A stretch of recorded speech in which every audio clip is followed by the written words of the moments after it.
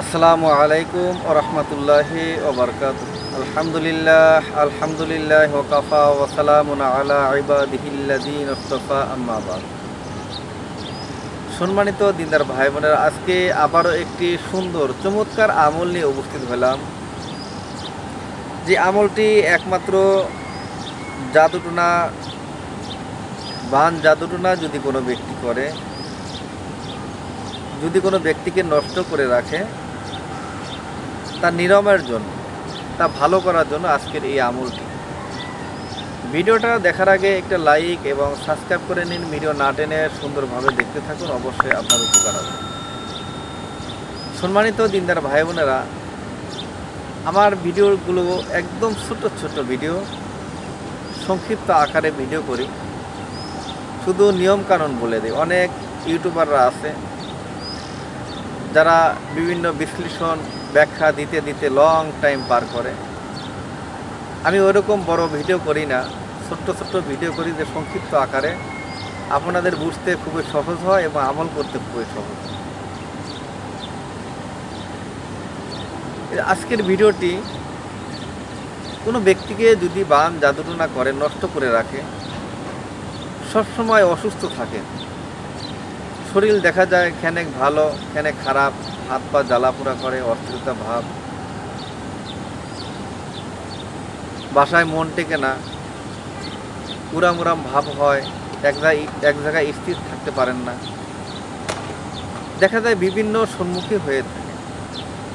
ওই সমস্ত মা বোন ভাই ব্রাদারকে বলছি, যদি আজকের এই ছোট্ট আমলটি করতে পারেন, হয়তোবা আপনার কষ্টের বিনিময়ে, আপনার আমলের বিনিময়ে মহান রব্বুল আলামিন জাদু বান্টনা থেকে রক্ষা করে দেবেন, আপনার পেরেশানি থেকে রক্ষা করে দেবেন। জি সম্মানিত দিনদার ভাই বোনেরা, যদি কোনো ব্যক্তিকে জাদু বান্টনা করেছে, আপনি পরীক্ষা করে দেখেছেন যে আপনাকে জাদু বান্টনা করেছে, তাহলে আপনি এই আমলটি করেন। আর জাদু বান্টনা যদি কোনো ব্যক্তিকে করে থাকে, পরীক্ষা করতে না পারেন, তাহলে আমার চ্যানেলে কিভাবে জাদু বান্টনা, তাহলে দেখবেন আমার চ্যানেলে কোনো ব্যক্তিকে জাদু বান্টনা করেছে কিনা তা দেওয়া আছে, এ সম্পর্কে আলোচনা দেওয়া আছে। আপনি কি মানসিক রোগী, না জিনের রোগী, না জাদু বান্টনা করেছে, এই ধরনের কিছু ভিডিও আমি ছেড়েছি, আপলোড করেছি। ওখান থেকে দেখে আপনি স্পষ্ট ক্লিয়ার হয়ে তারপরে আমল করবেন। জি সম্মানিত দিনদার ভাই বোনেরা, যদি আপনাকে জাদু বান্টনা করে থাকে, তাহলে আপনি ওই জাদু বান্টনা থেকে কিভাবে আপনি রক্ষা পাবেন। নিয়মটি হচ্ছে ইখলাসের সাথে, অর্থাৎ সহি নিয়াতে, খার ঢেলে আপনি 7 দিন পর্যন্ত এই আমলটি করবেন এবং ঝাড়তে থাকবেন, শরীরে ঝাড়তে থাকবেন। যদি আপনি নিজে জাদুগ্রস্ত হন, তাহলে আপনার নিজের শরীরে দম করবেন। যদি আপনি কোনো রুগীকে ঝাড়ফুঁক করেন, তাকে দম করবেন।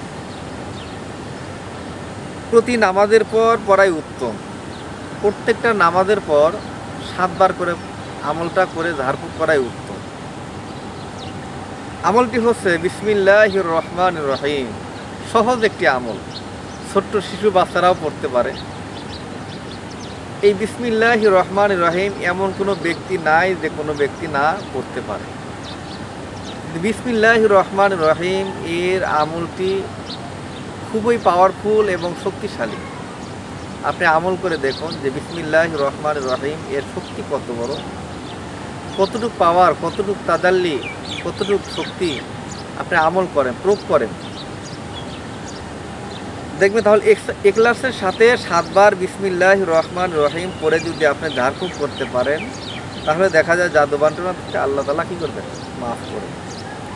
সম্মানিত দিনদার ভাই বোনেরা, ভিডিওটা দেখার জন্য ধন্যবাদ। পরবর্তীতে সাক্ষাৎ হবে অন্য কোনো বিষয় নিয়ে। আসসালামু আলাইকুম ওয়া রাহমাতুল্লাহি ওয়া বারাকাতুহু।